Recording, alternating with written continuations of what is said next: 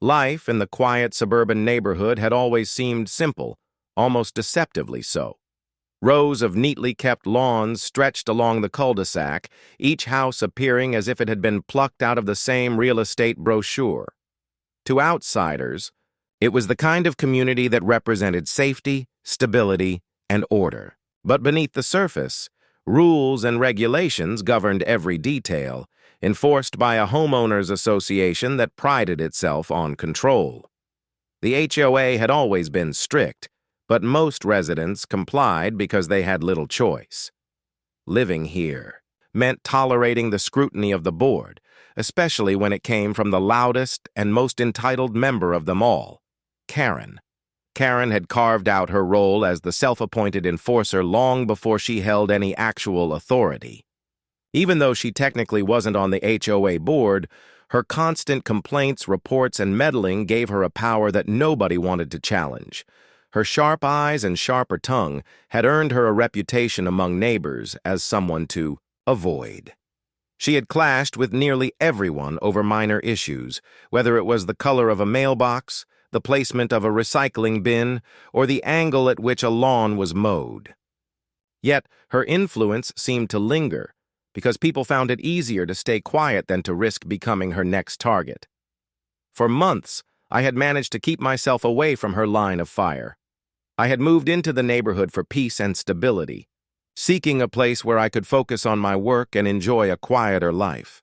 But more importantly, I needed a safe space for my service dog, Max. Max wasn't just a pet. He was a highly trained companion who helped me navigate daily challenges that few people could see from the outside. With his steady presence, his sharp instincts, and his loyalty, he was the reason I could function with independence. To me, he was more than family. He was the lifeline that bridged the gap between limitation and freedom. The first few weeks after moving in had been uneventful. Max adjusted to the new environment quickly, becoming familiar with the layout of the house and yard. The neighborhood seemed quiet enough, and I assumed people would respect the clear vest and markings Max always wore, identifying him as a service animal. But it wasn't long before I noticed the stares. Some neighbors glanced curiously, others smiled politely, yet a few looked disapproving. Karen, unsurprisingly, belonged to the last group. The first time I saw her watching Max, I brushed it off as simple nosiness. She lingered across the street, arms folded, her gaze fixed on him as if she were assessing a threat. It was strange, but I had learned to expect judgment from people who didn't understand service animals. Still, something about the intensity in her expression unsettled me. She didn't just look curious, she looked offended. It was as though the very presence of Max on the neatly trimmed sidewalks violated her unspoken rules. Days turned into weeks, and her silent disapproval grew into small gestures that were harder to ignore. She made a point of crossing the street when Max and I approached, glaring at him as though daring him to make a mistake. I overheard her muttering to another neighbor about unsanitary animals in the community, her voice loud enough to ensure I could hear. The tension was clear, but I chose not to escalate. I had dealt with ignorance before, and usually people came around once they learned the truth about service dogs. Unfortunately, Karen wasn't one of those people. Her dislike deepened into suspicion. She began hovering near my yard whenever Max was outside, scribbling notes into a little pad she carried everywhere. At first, I assumed it was part of her typical nosy routine, but then I realized she was documenting Max's every move. If he barked once, she wrote it down. If he walked across the grass, she made a note. She wasn't just watching, she was building a case, waiting for an opportunity to strike. I tried to stay calm. Confronting her wouldn't help. And besides, I knew I was within my rights. Federal law protected service animals, and Max was as disciplined as they came. But Karen didn't care about laws. She cared about control. And when she felt she didn't have it, she lashed out. The breaking point came on a deceptively calm morning. I let Max into the yard to stretch and enjoy the fresh air while I brewed a cup of coffee inside. The sun had barely risen, and the Neighborhood was quiet except for the sound of sprinklers clicking to life. For a moment, it seemed peaceful, until I heard Max yelp. The sound pierced through the stillness, sharp and panicked. I dropped my mug, coffee splattering across the counter, and rushed outside. Max was staggering, his vest soaked in a strange liquid that reeked of chemicals. His normally calm demeanor was replaced by confusion and distress as he pawed at his face, trying to shake off the burning sensation. My heart stopped, and then I saw her. Karen stood at the edge of my yard, clutching a spray bottle in her hand, her expression twisted with triumph. The pungent smell of industrial cleaner filled the air, leaving no doubt about what she had done. My stomach churned as I pieced it together. She had sprayed Max deliberately, maliciously, as though he were some pest invading her perfect little world. In that moment, shock and rage collided inside me. I rushed to Max, pulling him away from the grass as he whimpered in pain. Every instinct screamed to lash out at her, to demand an explanation, to call her out for the cruelty she had just committed. But before I could gather my words, she simply smirked, muttered something under her breath, and walked away as though she had done nothing wrong. I didn't waste another second. My priority was Max.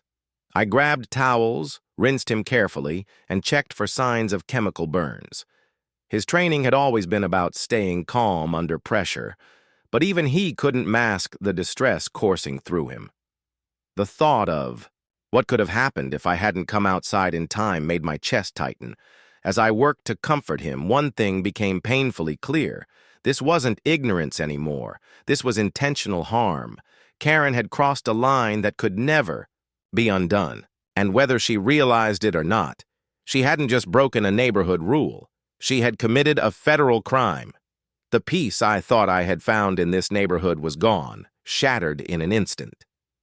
And as I held Max close, one thought solidified in my mind. This was just the beginning of a battle that Karen had no idea she had started. The hours following the attack were a blur of panic, adrenaline, and cold determination. My hands shook as I carefully rinsed Max's fur, desperate to remove every trace of the harsh chemical before it caused lasting damage. His trust in me never wavered, even as his eyes watered and his breathing hitched. He leaned into me, steadying my resolve, reminding me that I had to keep calm for his sake. But deep down, fury burned hotter than I had ever felt before. Someone had hurt him. Deliberately. Someone had dared to cross a boundary that went beyond common decency, beyond morality, and even beyond the restrictive grip of the HOA. This wasn't just a neighborhood dispute anymore. It was criminal. I wrapped Max in a clean towel and guided him into the car. My mind raced as I drove, replaying the image of Karen standing smugly with that spray bottle as if she had achieved some sort of victory. The audacity of her actions seemed almost unbelievable. She had attacked a service dog, knowing full well what he was, because his vest and tags made it unmistakable. Ignorance could no longer be her excuse. Malice had been her only motive. At the veterinary clinic, the staff acted quickly, ushering us into an exam room. The sterile smell of disinfectants filled the air as the vet examined Max with steady hands. They reassured me that I had acted quickly enough to minimize serious harm, though redness and irritation on his skin told the story of what he had endured. Thankfully, there were no signs of ingestion, no burns severe enough to require surgery, but the emotional impact lingered. Max trembled as the vet worked, his normally unshakable composure rattled by the assault. Seeing him like that carved a hole in my chest. When the vet stepped out, I sat with Max, stroking his head, trying to offer comfort while my own heart thundered with rage. It was then that I realized this couldn't be handled quietly. Too many times in communities like this, people allowed bullies to act unchecked, convincing themselves that compliance was easier than confrontation. Karen had thrived on that silence, building her false authority on the fear of others. But what she had done to Max went beyond anything that could be excused as pettiness. This wasn't about property lines, lawn height, or HOA violations. This was about cruelty, about a crime punishable under federal law. The decision crystallized in my mind. I had to involve the authorities. Back at home, Max curled up beside me, exhausted but recovering. I picked up the phone and dialed the local police department. The dispatcher's calm voice guided me through the process as I recounted every detail: the chemical smell, the spray bottle, Karen's smirk, and Max's injuries. I could hear the shift in the dispatcher's tone when I emphasized that Max was a service dog, clearly marked as such. The weight of that fact wasn't lost on them. When the officer arrived, I felt a mixture of relief and apprehension. He stepped into the house with a notepad in hand, listening carefully as I recounted everything once more. Max lay quietly nearby, his vest beside him on the floor as proof of his role. I showed the officer the towel stained with chemical residue, the photos I had taken of Max's reddened fur, and pointed out the direction Karen had fled after the attack. The officer's expression hardened as he wrote. He explained, in measured tones, that interfering with or harming a service animal wasn't just a matter for the HOA or even local law, it was a federal offense. The Americans with Disabilities Act protected service animals under federal law, making it illegal to harass, injure, or deny them access. If proven, Karen could face serious consequences, far beyond a slap on the wrist. Hearing those words felt like validation, like the universe was finally acknowledging the weight of what Max and I had endured. But there was still a gnawing uncertainty. Would the system truly hold Karen accountable? Or would she somehow twist the narrative, painting herself as the victim, as she had likely done countless times before? I knew she thrived on manipulation. She weaponized rules, twisted facts, and relied on her loudness to silence opposition. But now, she had crossed into territory where her theatrics might not save her. The officer promised to file a full report, including my statement and the evidence I had provided. He encouraged me to also notify the HOA formally, though his tone carried an edge of skepticism, as if he knew they would do little to help. Still, I drafted the letter that evening, carefully detailing the attack, attaching photos, and citing the federal laws that applied. My words were sharp, direct, leaving no room for misinterpretation. This wasn't a complaint. It was a record, a warning that I would pursue justice through every channel available. Sleep that night was nearly impossible. Every time I closed my eyes, I saw Karen's face, her smugness, her cruelty. I replayed. The sound of Max's yelp, the panic in his eyes, and the chemical stench that clung to his fur. Rage and fear twisted together inside me, but alongside them, a growing sense of determination pushed me forward. Karen thought she could intimidate, that she could harm and walk away unscathed. She was wrong. Morning light revealed Max resting more peacefully, his body recovering though the emotional scar lingered. His trust in me hadn't faltered, and I took strength from that. Together, we stepped outside, my eyes scanning the street, instinctively. Across the road, Karen's house sat in its usual overly manicured perfection, the blinds drawn just enough to conceal anyone who might be watching. My stomach tightened, but I held my ground. For too long, neighbors had cowered under her gaze. I refused to do the same. Later that afternoon, the HOA responded to my letter. Their message was predictably diplomatic, filled with empty reassurances and vague promises to look into the matter. They made no acknowledgement of the severity of the crime, no recognition that this went beyond their scope. It was clear they wanted to minimize conflict, to avoid taking a stance that might disrupt their illusion of harmony. That didn't surprise me, but it infuriated me all the same. If Karen had hoped to frighten me into silence, her plan had backfired. What she had done had awakened a determination in me that I hadn't known I possessed. Max and I had faced challenges before, but this was different. This wasn't just about surviving. It was about fighting back, about exposing the rot festering beneath the polished surface of this community. As I sat beside Max that evening, I realized something important. Karen's actions had set into motion a chain of events she could no longer control. The moment the police officer took my statement, the story had shifted from a neighborhood dispute to a federal case. And when the law became involved, Karen would discover the limits of her false authority. The storm had only just begun, but for the first time, I felt certain of one thing: justice was no longer optional. It was inevitable. The days following the police report unfolded like the tightening of a noose, each hour dragging me further into a storm of tension. Karen, unsurprisingly, did not retreat into silence. Instead, she launched herself into overdrive, as if determined to rewrite reality before accountability could catch up with her. It began with whispers across the neighborhood, subtle at first but unmistakably directed toward me. Neighbors who had once smiled politely now avoided eye contact, their expressions caught between curiosity and discomfort.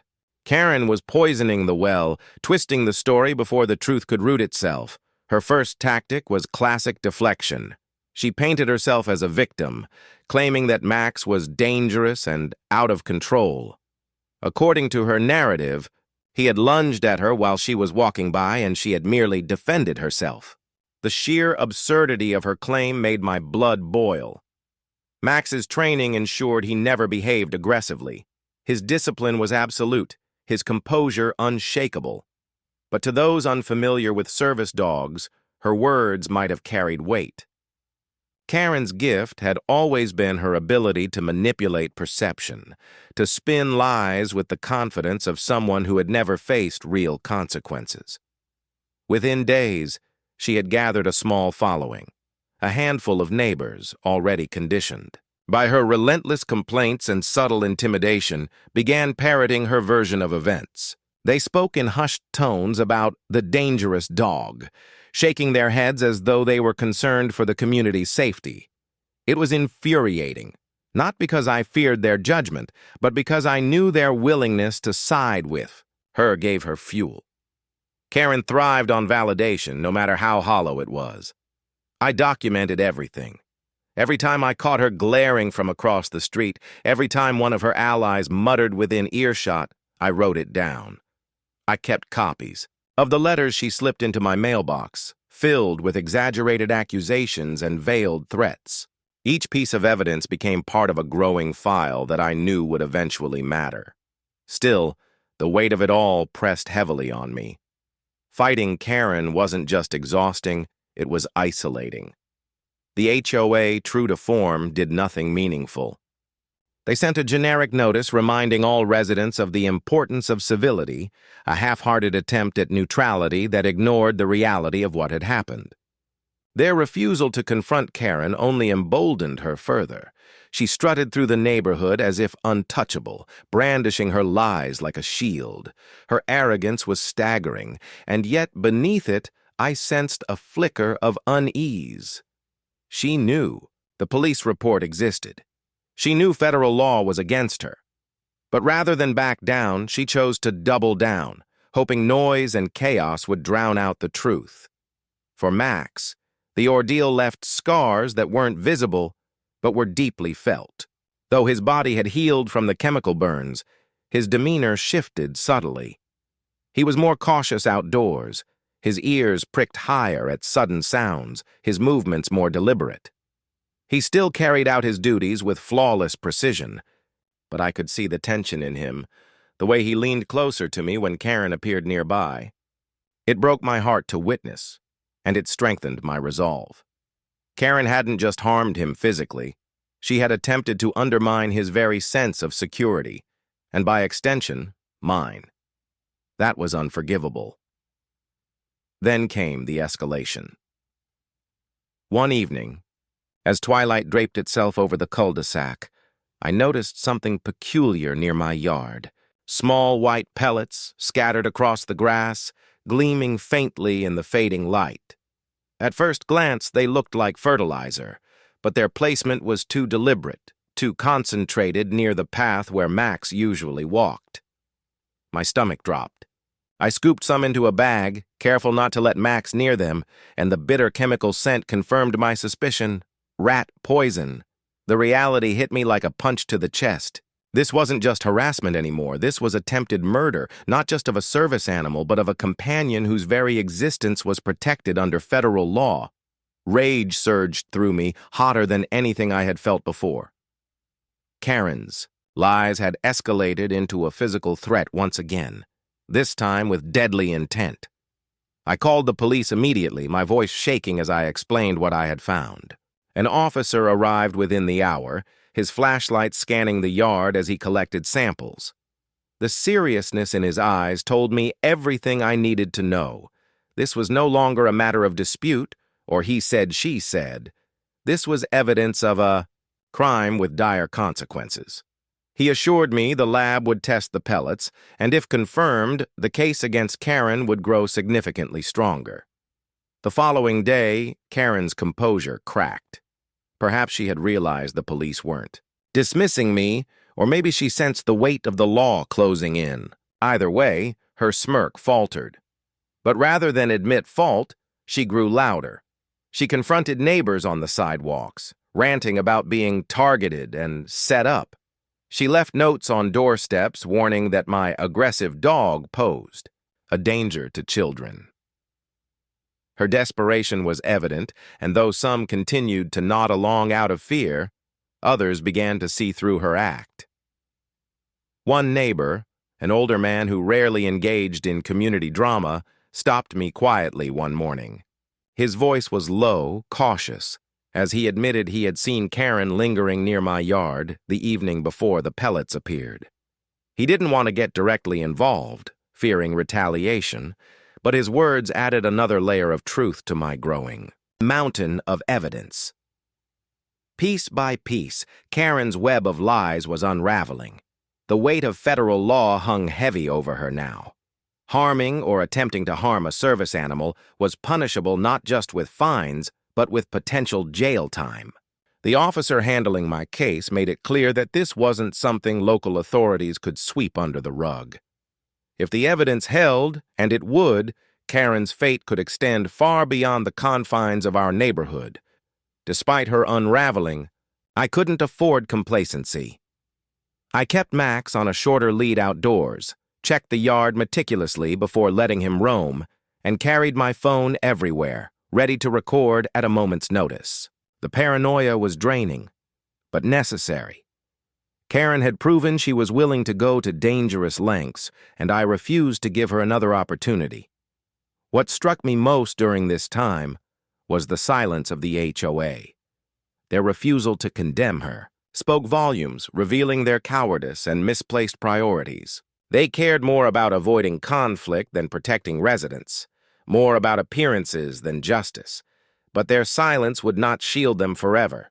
By choosing neutrality in the face of cruelty, they were complicit, and eventually, they, too, would be forced to face accountability. As the third week drew to a close, I stood at my window, watching Karen pace on her porch, phone glued to her ear, gestures wild and frantic. She was unraveling, but still clinging to the illusion of control. She hadn't realized yet that the tide had already turned, that every move she made tightened the case against her. For the first time since the attack, I allowed myself a breath of cautious optimism. Justice moved slowly, but it was moving, and Karen, in her arrogance, was only helping it along. The neighborhood that once seemed so uniform and quiet had now become a battlefield divided by whispers, glances, and the slow unraveling of Karen's influence. What had started as a personal attack against Max was shifting into something larger, a reckoning not just for Karen but for the HOA itself. For years their silence had been her shield. By tolerating her bullying, they had enabled her, giving her the illusion of power. But the cracks were beginning to show, and with each passing day her shield weakened. The official investigation into the poisoned pellets had sparked more than just police interest. Word spread quickly that federal authorities might soon become involved, and that detail carried a weight even Karen's bravado couldn't diminish. Still, she tried. She strutted around the neighborhood with exaggerated confidence, insisting the police had no real evidence and that I was fabricating everything to stir up drama. Yet her voice carried a shrillness it hadn't before, a nervous edge that betrayed her fear. The HOA board finally scheduled a community meeting. On the surface, it was framed as a routine discussion about neighborhood harmony, but everyone knew the real reason. Tension simmered as residents gathered in the community center, the air thick with unspoken accusations. Max lay calmly at my side, his vest bright against his dark coat, his presence a silent reminder of the truth Karen had tried so hard to erase. Karen arrived late, making a show of her entrance, waving her arms dramatically as if she were walking into a courtroom rather than a meeting hall. She wasted no time seizing the floor, her voice rising above the low murmurs. She spun her lies again, painting me as reckless, insisting Max was a threat, accusing me of conspiring against her. The sheer audacity of her claims might have been laughable if the stakes weren't so high. I sat silently, letting her rant. The board shifted uncomfortably, clearly unprepared for the chaos she brought with her. For too long, they had let her dominate these spaces, her volume drowning out reason. But this time, I came prepared. When she finally paused to catch her breath, I laid out the evidence methodically. Photos of Max's injuries, the chemical-stained towel, the pellets collected from my yard, the vet's written statement, the police report, and the neighbor's testimony. The room grew still. Karen's confidence faltered. She tried to interrupt, but the board president raised his hand sharply, silencing her for once. It was a small victory, but monumental in its symbolism. For the first time, her voice did not carry absolute control. The board attempted to maintain neutrality, mumbling about needing to let the authorities handle the matter. Yet their discomfort was clear. They could no longer dismiss this as petty drama. It had crossed into territory that threatened their carefully curated image of order. Residents were whispering louder now, some questioning why the HOA hadn't intervened sooner, others voicing concern about safety. The narrative Karen had spun so confidently was beginning to unravel in public view. After the meeting, several neighbors quietly approached me. Their voices were low, hesitant, as if afraid Karen might still overhear. They admitted they had never believed her lies about Max, but fear of retaliation had kept them silent. Now, with the evidence laid bare, they felt emboldened. Some offered to provide written statements of their own, recounting instances where Karen had harassed them or bent rules to suit her whims. Each story added another crack to the fragile wall of influence she had built. Karen, however, did not retreat gracefully. That night, as I returned home, I found another letter stuffed into my mailbox, this one more aggressive than the rest. It was a rambling tirade, filled with threats of lawsuits, accusations of slander, and demands that I remove the beast from the neighborhood. The desperation leapt off the page. She was cornered, and she knew it. But instead of facing accountability, she chose to lash out, doubling down on her cruelty. I added the letter to my growing file.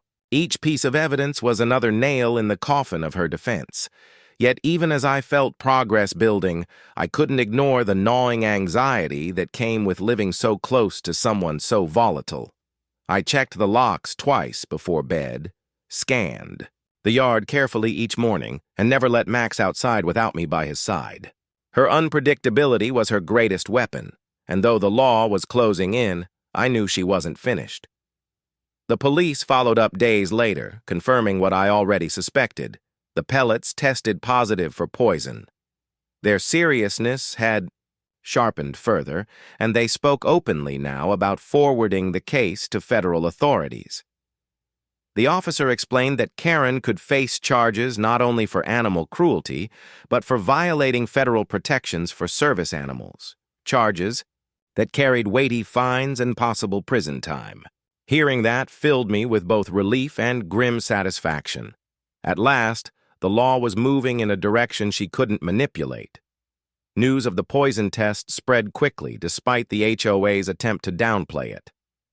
Neighbors whispered more openly, some expressing outrage, others disgust.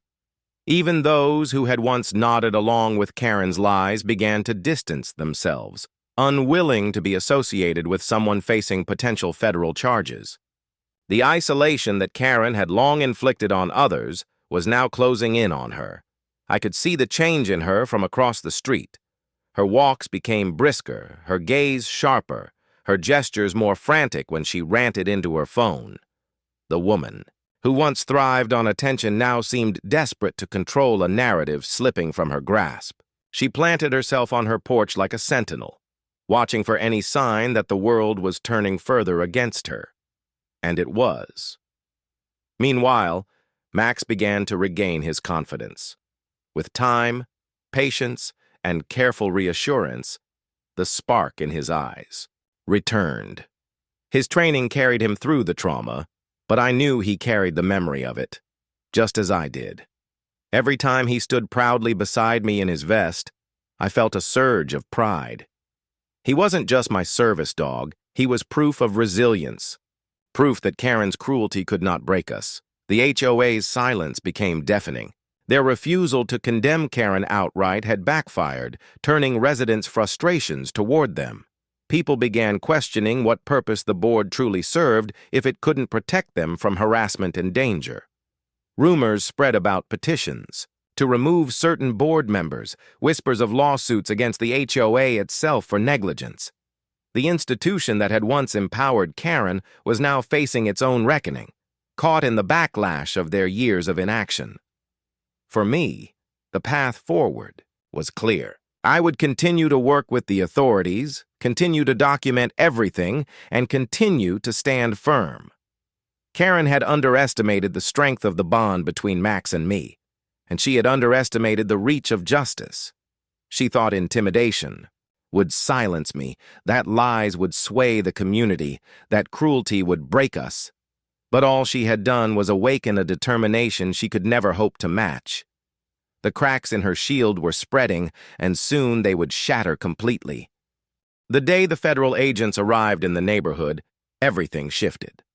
It was one of those deceptively calm mornings, the kind where sunlight filtered gently through the trees and sprinklers ticked in rhythm across manicured lawns.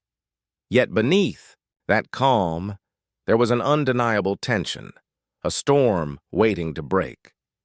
When the unmarked cars rolled in and parked at the curb near Karen's house, every curtain in the cul-de-sac seemed to twitch. Neighbors who had pretended indifference for weeks suddenly found reasons to linger on their porches.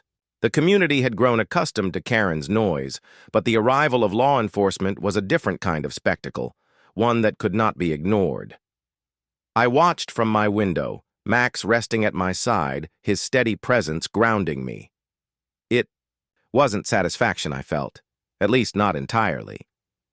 It was vindication, relief, the long-awaited confirmation that the system had recognized what Karen had done for what it truly was, a crime. The investigation had reached its tipping point. The poisoned pellets, the chemical burns, the witness statements, all of it had been enough to push the case beyond local handling. Karen's arrogance had finally collided with reality. The agents moved with quiet precision, their calm authority in stark contrast to Karen's usual theatrics. When she burst out of her front door, waving her arms wildly, shouting about conspiracies and harassment, they didn't flinch. They let her rant, scribbling notes, their patience only deepening her desperation. She shouted about how the neighborhood was turning against her, how she was the real victim, how I had orchestrated this entire thing. Her words echoed down the street, but instead of the support she once commanded, there was only silence. Neighbors stood frozen, watching as the woman who had ruled through intimidation finally began to unravel in the face of authority she could not bend. From my vantage point, I could see the shift in her eyes when the agents mentioned federal law. The words hit her like a blow, wiping the smirk off her face. They spoke calmly but firmly, explaining the seriousness of interfering with or harming a service animal. The penalties weren't vague anymore. They were spelled out, tangible, undeniable. For the first time, Karen looked small. The questioning lasted hours. The agents moved between her home and mine, gathering details, collecting evidence, ensuring nothing had been overlooked. I handed over my meticulously kept file, every note, every photograph, every threatening letter she had shoved into my mailbox. Each piece was a brick in the wall closing in around her. They examined Max's vet records, the photographs of his chemical burns, and the bag of poisoned pellets now logged into evidence. The weight of the case had become undeniable, even to those who had once doubted. Karen, however, didn't go down. Quietly. She screamed about false evidence, accused me of bribing neighbors, claimed Max was just a pet and not a service animal at all. Her lies were desperate now, flimsy and frantic, unraveling with every contradiction. The more she spoke, the deeper she buried herself. The agents remained composed, unfazed by her noise, their focus fixed on facts. Unlike the HOA, they were not swayed by volume or intimidation. By late afternoon, the cul-de-sac had transformed into a silent audience. People lingered behind drawn curtains or stood awkwardly on driveways, pretending to water plants or check mail. Everyone wanted to see what would happen. For years, Karen had been the bully they avoided, the loud voice they tolerated. Now, they were watching the consequences she had never believed would arrive. When the agents finally escorted her to their car, the silence broke into a ripple of whispers. Some neighbors gasped, others exchanged stunned glances. A few even allowed the faintest smiles to creep across their faces. It wasn't joy at her downfall. It was relief, the collective exhale of people who had lived under her shadow for too long. The sight of Karen, red-faced and sputtering, being led away by people she couldn't intimidate, marked the end of an era in the neighborhood. But for me, it was more complicated. Watching her leave didn't erase the harm she had caused. It didn't erase Max's pain, his lingering caution when stepping outside, or the sleepless nights spent fearing her next move. Justice was in motion, but healing was its own process, slower, quieter, deeply personal. Max leaned against me that evening as we sat together, his steady heartbeat a reminder of why I had fought so hard. He was still here, still strong, still by my side, and that mattered more than anything. In the days that followed, the HOA scrambled. Their silence had turned into panic. Residents demanded answers, questioning why the board had allowed Karen's behavior to spiral unchecked for so long. The vague memos and empty reassurances no longer sufficed. Their credibility was crumbling, just as Karen's had. Petitions circulated, voices once muted by fear now rising in frustration. The HOA's carefully maintained image of order and authority had been shattered, revealing its failure to protect those it governed. Some neighbors approached me directly, offering apologies for their silence. They admitted they had been too afraid to speak, too wary of Karen's retaliation. Their words were hesitant but sincere, small gestures that hinted at a community finally waking up from the fog of her control. I accepted their apologies, not because it erased what had happened, but because it signaled change. Fear had lost its grip, and accountability had stepped in to take its place. Karen's absence was a strange kind of quiet. For years, her voice had dominated the cul-de-sac, a constant presence that dictated the rhythm of the community. Now her house sat dark and still, blinds drawn, lawn unkempt. The emptiness was almost eerie but also liberating. For the first time since I moved in, I felt the neighborhood exhale. Children played outside without sharp interruptions. Neighbors lingered in conversations without scanning for her disapproving glare. It was as though her departure had unclenched the very air. Yet even in her absence, the shadow of what she had done lingered. The investigation was ongoing, and the outcome would take time. There would be hearings, decisions, consequences to unfold. But the trajectory was clear, and it was one she could no longer manipulate.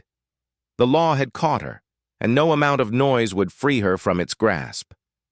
As I stood on my porch one evening, Max at my side, I realized how far we had come from that first morning when I found him yelping in pain. What had started as cruelty meant to intimidate had transformed into a reckoning that shook the entire community. Karen had wanted control, but in her quest for power, she had destroyed her own foundation. The storm she had unleashed had swept her away, and in its wake, something new was emerging. A neighborhood no longer bound by her tyranny, a community beginning to rebuild on truth instead of fear.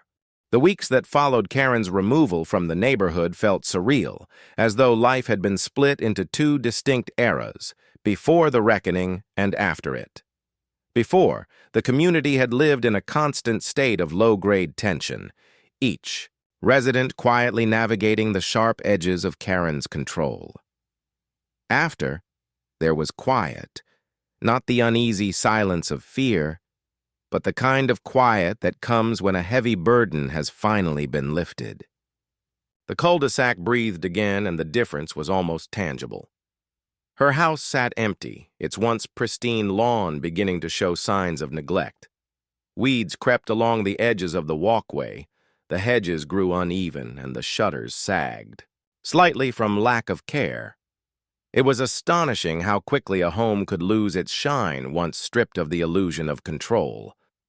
Neighbors passed by with lingering glances, some shaking their heads, others muttering about karma. No one rushed to maintain the property, no one volunteered to step in. The absence of her presence was almost ceremonial, as if the house itself had become a monument to arrogance undone. For me, life did not immediately return to normal. The trauma lingered in subtle but persistent ways. Max remained cautious outdoors, his eyes sharper, his ears flicking more frequently at sudden sounds. Though his training kept him steady, I could see the residue of fear in the way he positioned himself closer to me whenever we ventured near Karen's property. I couldn't blame him. I felt it too. Healing takes time. And though the threat had been removed, the scars reminded us of what we had endured. The authorities kept me updated as the case progressed. Karen faced a list of charges, the most serious tied directly to federal law protecting service animals. The penalties were severe, thousands in fines, potential prison time, and the stain of a criminal record that would shadow her indefinitely. For someone who had built her identity on power, status, and appearances, the humiliation alone was a crushing blow. Her attempts to spin the story collapsed in the face of evidence, and her reputation crumbled far beyond the confines of our neighborhood. What struck me most was the shift in the community itself. Without Karen dominating every conversation and confrontation, people began to reconnect. Neighbors who had once avoided eye contact now waved, stopped to chat, even invited me to join small gatherings. Parents allowed their children to play outside without worry, confident that no one would suddenly appear to berate them for trivialities. The change wasn't instant, but it was steady, a gradual reclaiming of peace. The HOA, however, wasn't spared. Their inaction had not been forgotten, and residents demanded accountability. Meetings that once felt like Karen's stage now became forums for genuine discussion. Several board members resigned under pressure, replaced by individuals who pledged transparency and fairness. Rules were clarified, processes updated, and for the first time, the HOA began to resemble what it was meant to be, a body that served the residents rather than one manipulated by fear. The reckoning that began with Karen extended into the institution that had enabled her, reshaping it for the better. For Max and me, the bond we shared deepened. His resilience inspired me daily. Despite everything he had endured, he continued to serve with loyalty and precision, never faltering in his duties. He had been attacked, poisoned, and harassed. Yet he remained steadfast, his trust in me unshaken. Watching him regain his confidence was a reminder of the strength that can emerge from hardship. Each time he stood proudly in his vest, I felt gratitude, not just for his service, but for his unwavering spirit. I often thought back to the moment I first moved into the neighborhood, seeking peace and stability. I never could have predicted the battle that awaited me, nor the cruelty we would face, but I also never could have predicted the strength it would awaken. Karen had tried to break us, to impose her will through intimidation and harm, but in the end, she had only destroyed herself. Her downfall wasn't just justice for Max. It was a message to anyone who believed power came from fear. Real strength lies in resilience, in standing firm even when the odds seem stacked against you. Months later, as seasons shifted and the neighborhood settled into its new rhythm, I noticed something remarkable. The community that had once been fractured by fear was beginning to heal, too. Neighbors organized a block party, something that hadn't been attempted in years. Laughter filled the street, children raced along sidewalks, and people shared food, and stories without the shadow of judgment hanging over them. Max moved calmly among the crowd, receiving gentle pats and admiration, his presence no longer a point of contention, but a symbol of perseverance. Standing there, surrounded by people who had once been strangers but were now slowly becoming allies, I felt a sense of belonging I hadn't thought possible. The scars of the past remained, but they no longer defined us. They reminded us of what we had overcome, of the strength that can emerge from adversity. As the sun dipped below the horizon that evening, painting the sky in streaks of orange and gold, I sat on my porch with Max at my side. The quiet was different now, peaceful, earned, unburdened. For the first time in a long time, I didn't scan the street for threats or wonder what scheme might unfold next. Instead, I breathed deeply, knowing that we had not only survived, but had carved a stronger path forward. Karen's story had ended in disgrace, her legacy reduced to whispers of warning. But ours had only just begun. Max and I had weathered the storm together, and in doing so, we had proven that resilience, truth, and justice carry a power no bully can ever take away. And as I reached down to scratch behind his ears, watching, his tail wag softly, I realized that in the end, the greatest victory wasn't Karen's downfall. It was the life we had reclaimed, stronger and freer than ever before.